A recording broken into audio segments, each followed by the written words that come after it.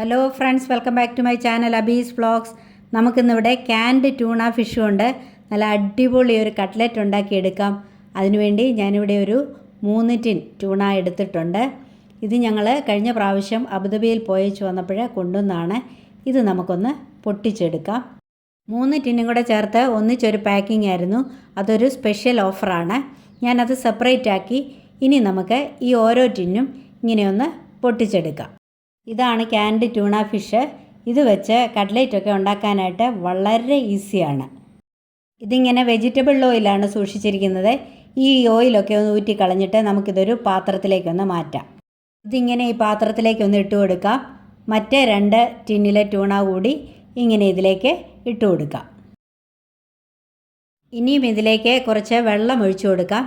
എന്നിട്ടിതൊന്ന് കഴുകിയെടുക്കാം. ഇതിനകത്തെ ആ എണ്ണമയം ഒന്ന് കളയുന്നതിന് വേണ്ടിയാണ് ഞാനിങ്ങനെ ഒന്ന് കഴുകിയെടുക്കുന്നത്. ഇത് കഴുകി നമുക്കൊന്ന് തോർത്തിയെടുക്കാം. ട്യൂണ ഞാനിവിടെ കഴുകിയെടുത്തു.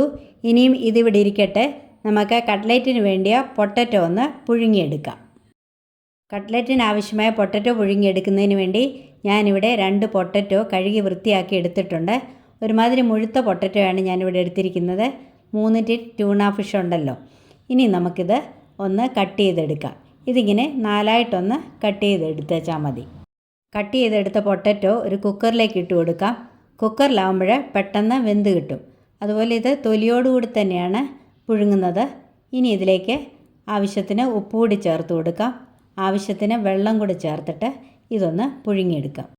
പൊട്ടറ്റോ വേകുമ്പോഴത്തേക്ക് കട്ട്ലേറ്റിന് വേണ്ടി സബോളയൊക്കെ ഒന്ന് വഴറ്റിയെടുക്കാം. അതിനുവേണ്ടി ഞാനിവിടെ ഒരു പാൻ അടുപ്പേ വെച്ചു. അത് ചൂടായി. അതിലേക്ക് വെളിച്ചെണ്ണ ഒഴിച്ചു കൊടുക്കാം. ഇനി ഞാനിവിടെ 2 സബോള കൊച്ചായിട്ട് അരിഞ്ഞെടുത്തിട്ടുണ്ട്. അത് അതിലേക്ക് ഇട്ട് കൊടുക്കാം. എന്നിട്ട് ഒന്ന് വഴറ്റിയെടുക്കാം.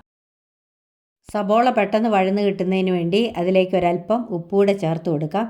എന്നിട്ട് നല്ലതുപോലെ ഒന്ന് ഇളക്കി ഒന്ന് വഴറ്റിയെടുക്കാം. സബോള ഇവിടെ ഒരുമാതിരി വഴന്നിട്ടുണ്ട്. ഇനി ഇതിലേക്ക് ഒരു വലിയ കഷ്ണം ഇഞ്ചി കൊച്ചായിട്ട് അരിഞ്ഞെടുത്തിട്ടുണ്ട്. അതുകൂടി ചേർത്ത് കൊടുക്കാം. 2 പച്ചമുളക് വട്ടത്തിൽ അരിഞ്ഞെടുത്തിട്ടുണ്ട്. അതുകൂടി അതിലേക്ക് ചേർത്ത് കൊടുക്കാം. ഇനി ഞാനിവിടെ 2 തണ്ട് കരിയാപ്പല, അതും ചെറുതായിട്ട് അരിഞ്ഞെടുത്തിട്ടുള്ളതാണ്. അതുകൂടി ചേർത്ത് കൊടുക്കാം. ഇതെല്ലാം കൂടി ചേർത്തിട്ട് ഇത് നല്ലതുപോലെ ഒന്ന് ഇളക്കി ഒന്ന് വഴറ്റിയെടുക്കാം. സബോളയും ഇഞ്ചിയും പച്ചമുളകും എല്ലാം ഇവിടെ നന്നായിട്ട് വഴന്നിട്ടുണ്ട്. ഇനി ഇതിലേക്ക് ആവശ്യമായ പൊടികൾ കൂടി ചേർത്ത് കൊടുക്കാം. ഒരു 1/4 ടീസ്പൂൺ മഞ്ഞൾപ്പൊടി ചേർത്ത് കൊടുക്കാം. 1 ടേബിൾ സ്പൂൺ കുരുമുളക് പൊടി ചേർത്ത് കൊടുക്കാം. 1 ടേബിൾ സ്പൂൺ ഗരം മസാല കൂടി ചേർത്ത് കൊടുക്കാം. ഞാനിവിടെ കുട്ടികളെ ഉദ്ദേശിച്ചാണ് ഇതുണ്ടാക്കുന്നത്. അതുകൊണ്ടാണ് ഞാൻ എരിവ് അധികം ഉപയോഗിക്കാത്തത്. എരിവ് കൂടുതൽ വേണ്ടിയവർ പച്ചമുളകിൻ്റെ എണ്ണം കൂട്ടുകയോ കുരുമുളക് പൊടി കൂട്ടുകയോ ഒക്കെ ചെയ്യണം.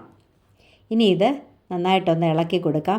ആ പൊടികളുടെ പച്ചമണം ഒന്ന് മാറുന്നത് വരെ നല്ലതുപോലെ ഒന്ന് ഇളക്കി കൊടുക്കാം. പൊടികളെല്ലാം ഇവിടെ വഴന്നു. ഇനി നമുക്കിതിലേക്ക് എടുത്തു വച്ചിരിക്കുന്ന ട്യൂണ കൂടി ചേർത്ത് കൊടുക്കാം.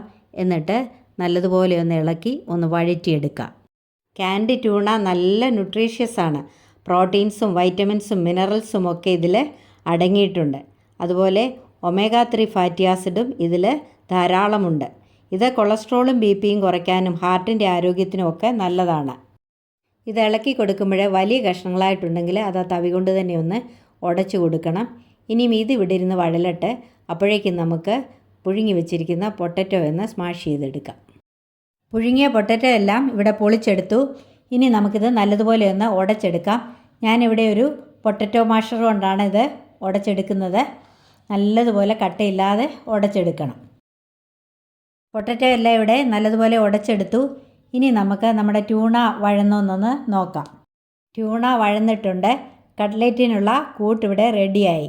ഇനി നമുക്ക് സ്റ്റൗ ഓഫ് ചെയ്യാം. എന്നിട്ട് ഇതൊരു പാത്രത്തിലേക്ക് മാറ്റാം. ഇതിങ്ങനെ ഈ പാത്രത്തിലേക്കൊന്ന് ഇട്ട് കൊടുക്കാം. ക്യാൻഡ് ട്യൂണ കൊണ്ട് കട്ട്ലേറ്റ് ഉണ്ടാക്കിയ നല്ല ടേസ്റ്റാണ്. ഇനി നമുക്ക് ഇതിലേക്ക് ഉടച്ചു വെച്ചിരിക്കുന്ന പൊട്ടറ്റോ കൂടി ചേർത്ത് കൊടുക്കാം.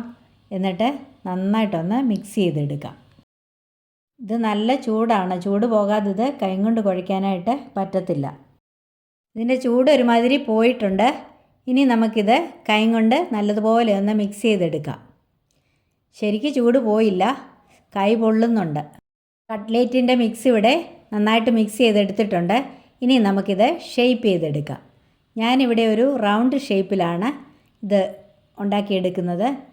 നമുക്ക് ഏത് ഷേപ്പിൽ വേണമെങ്കിലും ഉണ്ടാക്കാം. ഓവലോ റൗണ്ടോ, പിന്നെ സ്പൂൺ വെച്ച് പഴയ കാലത്ത് കട്ട്ലേറ്റ് ഉണ്ടാക്കുന്ന രീതിയിൽ സ്പൂണിനകത്ത് വെച്ച് ആ ഒരു ഷേപ്പിലോ ഒക്കെ ഉണ്ടാക്കിയെടുക്കാം. ഞാനിങ്ങനെ കണ്ടോ, ഇങ്ങനെ ഒന്ന് ഉരുട്ടിയെടുത്തിട്ട് അതൊന്ന് പരത്തി രണ്ട് ഈ കൈ കൊണ്ട് ഇങ്ങനെയൊന്ന് ഷേപ്പ് ചെയ്തിട്ട് ഞാനൊരുമാതിരി ഒരു വടയുടെ ഷേപ്പാണ് ഞാനിവിടെ ഉണ്ടാക്കിയെടുക്കുന്നത്. നമുക്കിഷ്ടമുള്ള ഷേപ്പ് നമുക്ക് ഉണ്ടാക്കിയെടുക്കാം. ഇങ്ങനെ എല്ലാ കട്ട്ലേറ്റും ഒന്ന് ഷേപ്പ് ചെയ്തെടുക്കാം. കട്ട്ലേറ്റ് എല്ലാം ഞാനിവിടെ ഷേപ്പ് ചെയ്തെടുത്തു. കണ്ടോ, ഇതെല്ലാം റൗണ്ട് ഷേപ്പിലാണ് ഞാൻ ഉണ്ടാക്കിയെടുത്തിരിക്കുന്നത്. ഇനി നമുക്കിത് വറുത്തെടുക്കാം. കട്ട്ലേറ്റ് വറുത്തെടുക്കുന്നതിന് വേണ്ടി ഞാനിവിടെ കുറച്ച് കോൺഫ്ലെക്സ് എടുത്തിട്ടുണ്ട്. ഇനി അതൊന്ന് പൊടിച്ചെടുക്കാം. കോൺഫ്ലെക്സിന് പകരം ബ്രെഡ് ക്രംസ് എടുത്താലും മതി, പക്ഷെങ്കിൽ കൂടുതൽ ടേസ്റ്റ് കോൺഫ്ലെക്സ് ആണ്. കോൺഫ്ലെക്സ് ഞാനിവിടെ പൊടിച്ചെടുത്തിട്ടുണ്ട്. ഇതിങ്ങനെ തരിതരിപ്പായിട്ട് വേണം പൊടിച്ചെടുക്കാനായിട്ട്, അല്ലാതെ അങ്ങ് ഫൈൻ പൗഡർ ആക്കേണ്ട ആവശ്യമില്ല. ഇനി ഞാനിവിടെ ഒരു കോഴിമുട്ട എടുത്തിട്ടുണ്ട്. അതൊരു ബൗളിലേക്ക് പൊട്ടിച്ചൊഴിക്കാം. ഞാനിവിടെ മുട്ട മുഴുവനായിട്ടാണ് എടുക്കുന്നത്. മുട്ടയുടെ വെള്ളയൊന്നും മാറ്റി അങ്ങനെയല്ല എടുക്കുന്നത്. ഇത് നല്ലതുപോലെ ഒന്ന് അടിച്ചെടുക്കാം. കട്ട്ലേറ്റ് വറുത്തെടുക്കുന്നതിന് വേണ്ടി ഞാനിവിടെ ഒരു പാൻ അടുപ്പേ വെച്ചു. അത് ചൂടായി. അതിലേക്ക് നമുക്ക് വെളിച്ചെണ്ണ ഒഴിച്ചു കൊടുക്കാം. ഇനി ഈ വെളിച്ചെണ്ണ നല്ലതുപോലെ ഒന്ന് തിളയ്ക്കണം. വെളിച്ചെണ്ണ ഇവിടെ തിളച്ചിട്ടുണ്ട്. ഇനി നമുക്കിതിലേക്ക് കട്ട്ലേറ്റ് വറുത്തെടുക്കാം. അതിനുവേണ്ടി കട്ട്ലേറ്റ് ആദ്യം ഈ മുട്ടയിലൊന്ന് ഡിപ്പ് ചെയ്തിട്ട് നമുക്ക് ഈ കോൺഫ്ലെക്സിൽ അതൊന്ന് കവർ ചെയ്തിട്ട് എണ്ണയിലേക്ക് ഇട്ട് കൊടുക്കാം. അടുത്ത കട്ട്ലേറ്റ് ഇതുപോലെ മുട്ടയിൽ മുക്കി കോൺഫ്ലെക്സിൽ പൊതിഞ്ഞ് എണ്ണയിലേക്ക് ഇട്ട് കൊടുക്കാം. ഈ ട്യൂണ കട്ട്ലേറ്റ് കുഞ്ഞുങ്ങൾക്കൊക്കെ കൊടുക്കാനായിട്ട് നല്ലതാണ്. ഇതിൽ വൈറ്റമിൻ ഡി ഉള്ളത് കൊണ്ട് ബോണിൻ്റെ ആരോഗ്യത്തിന് നല്ലതാണ്. അത് വളരുന്ന പ്രായത്തിലെ കുഞ്ഞുങ്ങൾക്ക് നല്ലതാണ്.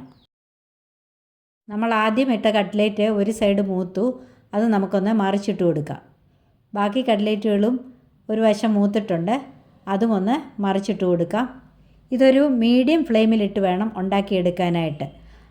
ഹൈ ഫ്ലെയിം ആണെങ്കിൽ കട്ട്ലറ്റിൻ്റെ പുറം അങ്ങ് പെട്ടെന്ന് കരിഞ്ഞു പോകും. നമ്മുടെ കട്ട്ലേറ്റിൻ്റെ മറ്റേ വശവും മൂത്തു. ഇനി നമുക്കിത് എണ്ണയിൽ നിന്ന് കോരി മാറ്റാം. ബ്രെഡ് ക്രംസിന് പകരം കോൺഫ്ലെക്സ് ഉപയോഗിക്കുന്നത് കൊണ്ട് ഇതിന് നല്ലൊരു ഗോൾഡൻ കളറാണ്. ഇനി നമുക്ക് ബാക്കിയുള്ള കട്ട്ലേറ്റ് കൂടി ഇതുപോലെ വറുത്തെടുക്കാം. കട്ട്ലേറ്റെല്ലാം ഞാനിവിടെ വറുത്ത് കോരി എടുത്തിട്ടുണ്ട്. അങ്ങനെ നമ്മുടെ അടിപൊളി ക്യാൻഡി ട്യൂണ കട്ട്ലേറ്റ് ഇവിടെ റെഡി ആയിട്ടുണ്ട്. ഇത് കണ്ടോ, ഇത് നല്ല ക്രിസ്പിയാണ്. ഇത് നല്ല ടേസ്റ്റിയുമാണ്, അതുപോലെ തന്നെ ഹെൽത്തിയുമാണ്. കുട്ടികൾക്കൊക്കെ ഇത് നന്നായിട്ട് ഇഷ്ടപ്പെടും. ക്യാൻഡി ട്യൂണ നിങ്ങൾക്ക് കിട്ടുകയാണെങ്കിൽ ഇതുപോലൊന്ന് ട്രൈ ചെയ്ത് നോക്കണം. എന്നിട്ട് എൻ്റെ വീഡിയോ ഒന്ന് ലൈക്ക് ചെയ്യണം, കമൻറ്റ് ചെയ്യണം. ഫ്രണ്ട്സ് ആൻഡ് ഫാമിലിക്കൊക്കെ ഒന്ന് ഷെയർ ചെയ്ത് കൊടുക്കണം. സബ്സ്ക്രൈബ് ചെയ്യാതെ ആരെങ്കിലും ഉണ്ടെങ്കിൽ ഒന്ന് സബ്സ്ക്രൈബ് ചെയ്ത് സപ്പോർട്ട് ചെയ്യണേ. ഇതുവരെയും എനിക്ക് തന്ന എല്ലാ സപ്പോർട്ടിനും നന്ദി. തുടർന്നും എന്നെ സപ്പോർട്ട് ചെയ്യണം. ഇനിയും മറ്റൊരു നല്ല വീഡിയോയുമായി കാണാം. Bye bye. Thank you. Love you all.